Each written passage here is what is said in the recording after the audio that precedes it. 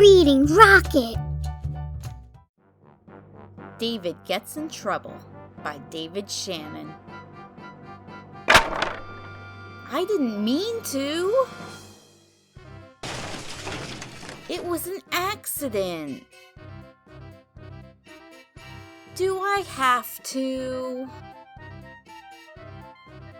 I forgot. My dog ate my homework. I couldn't help it. I was hungry. But she likes it.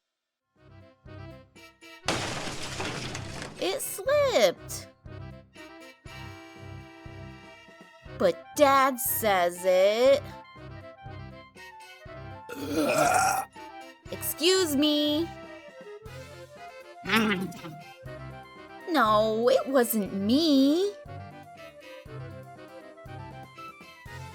Yes, it was me. I'm sorry. I love you, Mom. Thanks for listening.